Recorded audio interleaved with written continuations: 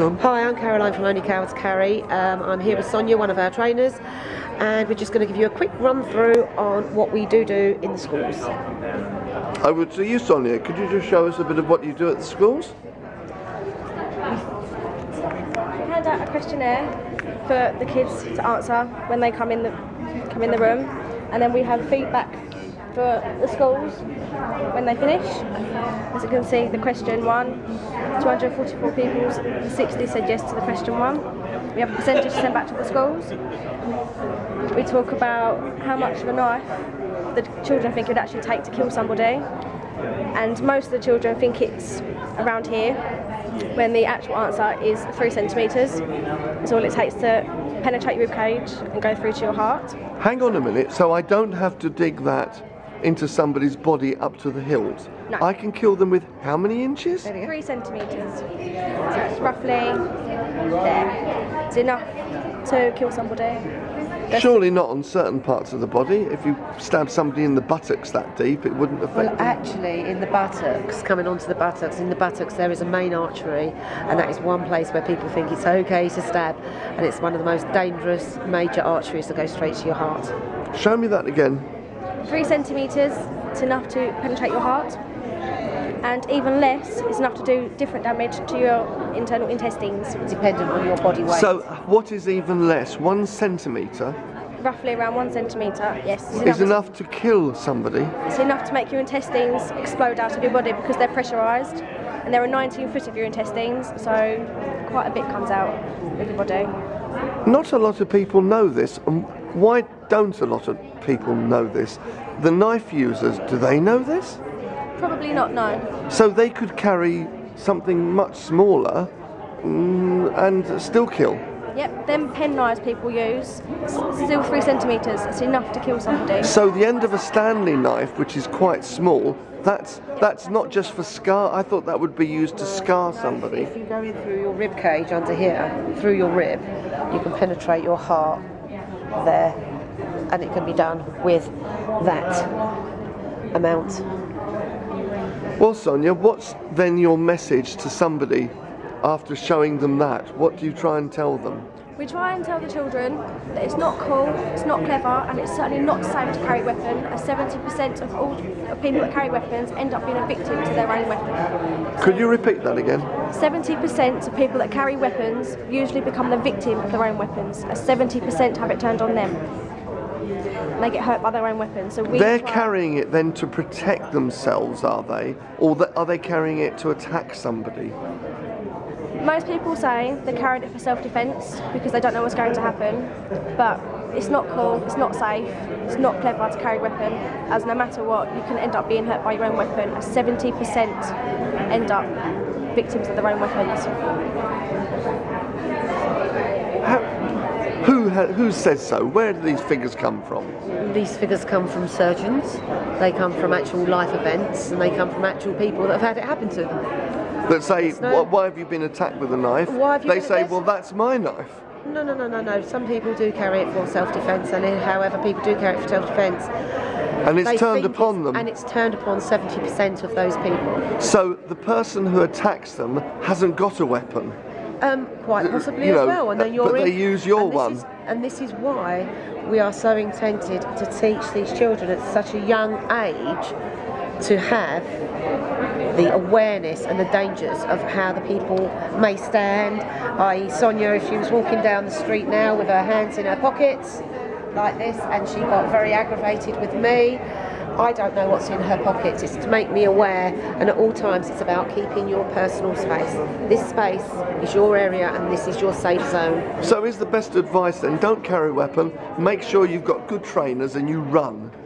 Sideways, if they haven't got a weapon. You don't run with your back to them. If you run with your back to somebody that's got a knife, here are your major organs, at your back is your major organs. If you run sideways, the target's a lot less.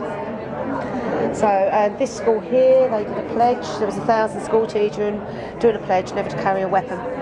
One school that we taught. So the message is getting out there. The children are then followed up. They're given a certificate for their attendance, for their weapons awareness. And your aim really would be to go nationwide and every child signs the pledge. We have, as I said before, sex education, drugs awareness, everything else. We need now to have weapons awareness on the curriculum. So, there you go. Tell us a bit about the little knickknacks you've got here, Sonia. What does all this mean down here? Tell us.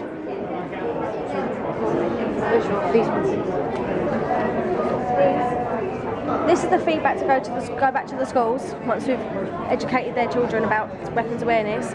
The questionnaire we give at the beginning has 3 questions. They answer anonymously, so we don't know their names.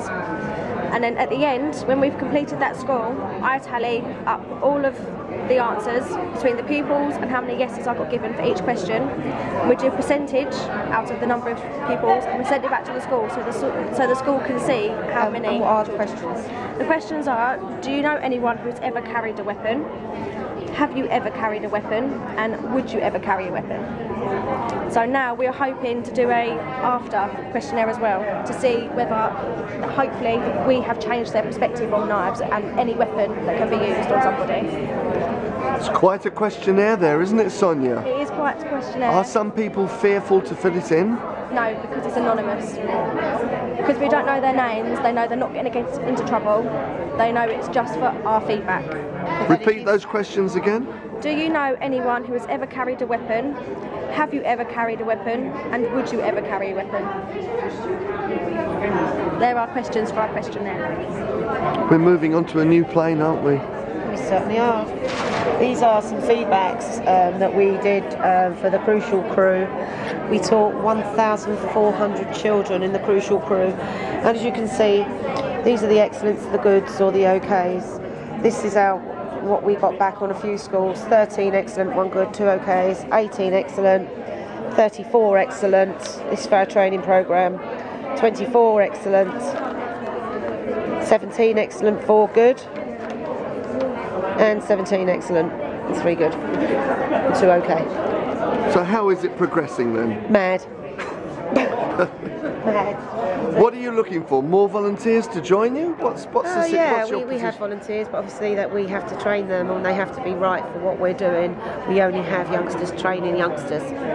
This is why Sonia is one of our lead trainers. Do you feel you're batting against an incoming tide? I think we're batting against a tide that hasn't quite reached us yet. And when it does, if we don't do something before, prevention's better than the cure. Sonia, what do you think about the work that Caroline has inspired you to take part in? Oh, Caroline is amazing, honestly. The way that she has been able to lead us into going into the schools, praise, honestly. She's done so well and it is paying off. People are realising, people are listening to our message, and when it goes national, Caroline's not going to be able to reach the floor anymore. How is it going to go national? Well, the way it's going, every school that sees the presentation, every school wants it. As simple as that. It's such a different way of learning. It's very interactive for the kids. It's not us standing there lecturing the children. So how is this different to bullying? Where does bullying come in here, or doesn't it? It could do. You know, you've got the bullying where the kids are mentally scarred, etc., etc., whereas bullying can lead on to weapons. You know, everything is linked in all of what our children do. So everybody that's doing everything and all of their series of teachings do link from drugs to alcohol to sex to, to bullying and to weapons. It's all linked. These are small, but they're still weapons of mass destruction. They destroy families. They destroy families, they destroy communities, they destroy friendships, they destroy everything a mother ever had. The person the mother always was would never be the same again, and the same for the family and the friends.